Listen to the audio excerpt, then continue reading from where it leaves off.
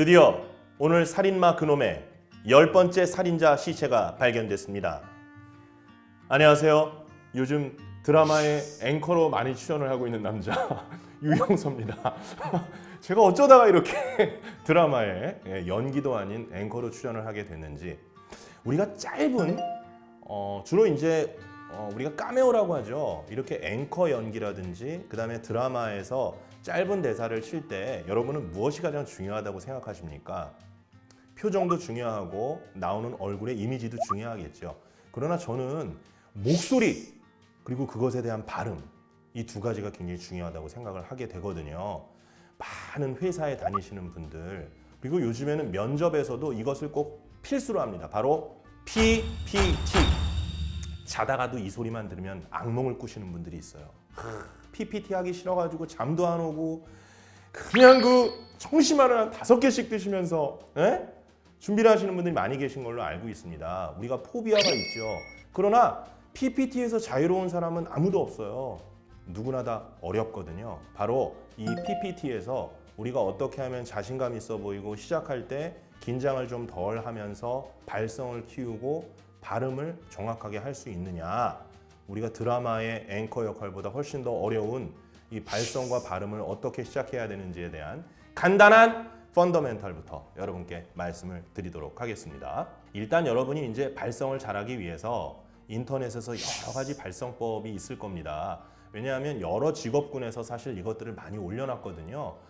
굉장히 다양한 자세가 있고 여러 가지 방법들이 있습니다. 다 맞는 이야기예요. 그런데 방법상의 여러 가지 차이가 미세하게 있기 때문에 내가 어떤 것을 따라 해야 되는지 굉장히 궁금할 때가 많으시죠. 저는 모든 영상이라든지 또 유튜브라든지 그다음 많은 강사분들이 이야기하는 발성을 잘하는 방법에 두 가지의 공통점이 있다고 생각을 합니다. 첫 번째는 절대 숨을 깔짝거리지 않고 크게 들이마시고 완전히 내쉰다. 이게 첫 번째 원리고요. 두 번째, 입모양입니다. 사실 입모양이 굉장히 중요하거든요. 예를 들면 발성 연습을 아무리 잘한다고 하더라도 야! 이렇게 하면 이건 아무 소용이 없어요. 코맹맹이만 되는 거죠. 다시 한번 해볼게요. 야! 이렇게 하는 발성은 아무 소용이 없습니다. 입의 모양을 둥그렇게 해야 돼요. 겉이요? 아니요. 속이요.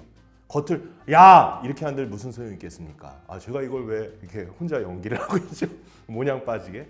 어쨌든 겉에 입은 그냥 조그맣게 하면서 안을 둥글게 하는 겁니다. 누군가를 윽박지른다고 생각해 봅시다. 야! 둥그레지죠. 이렇게 해서 비음을 최대한 줄이면서 목을 덜 자극하면서 앞으로 내뱉는 겁니다. 저하고 한번 해보시죠. 야! 이렇게.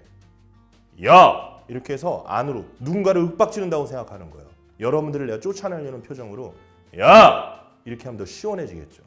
그래서 안에 있는 것들을 끌어올려야 훨씬 더 시원한 발성, 멀리 퍼지는 목소리를 우리가 훈련할 수가 있습니다.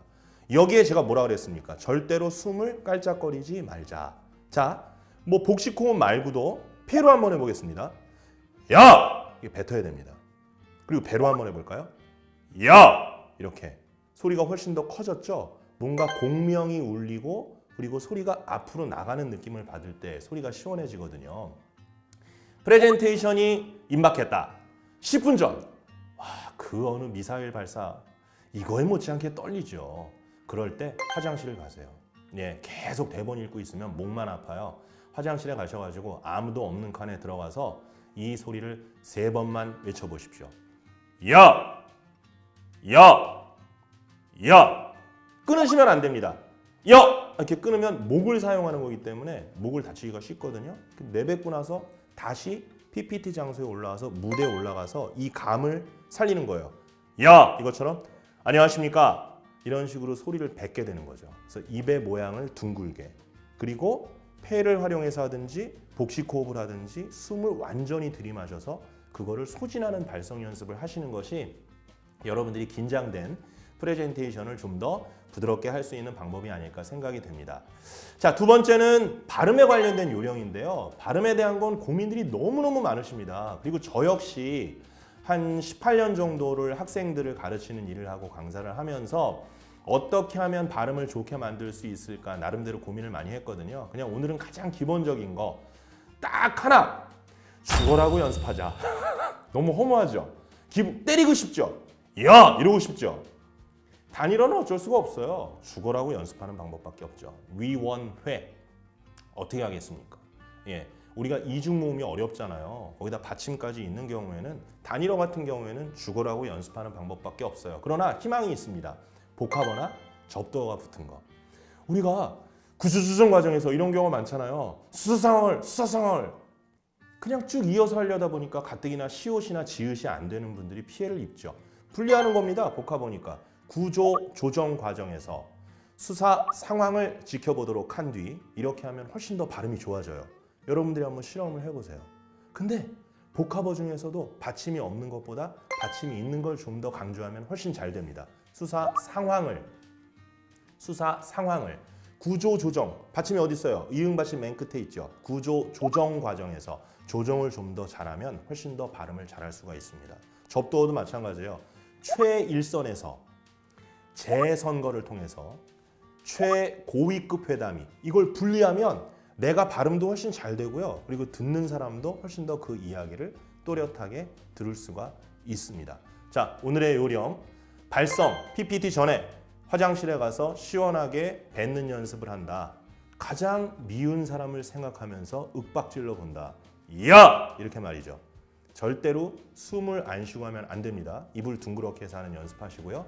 두 번째, 발음의 기본적인 요령은 내가 떼일 수 있는 단어, 복합어나 접두어가 있는 단어들은 좀 분리해서 발음해보면 훨씬 더 쉬워진다라고 하는 것이었습니다. 모두가 PPT의 달인이 되는 그날까지 제가 많은 부분들 여러분과 함께 나누도록 하겠습니다. 고맙습니다.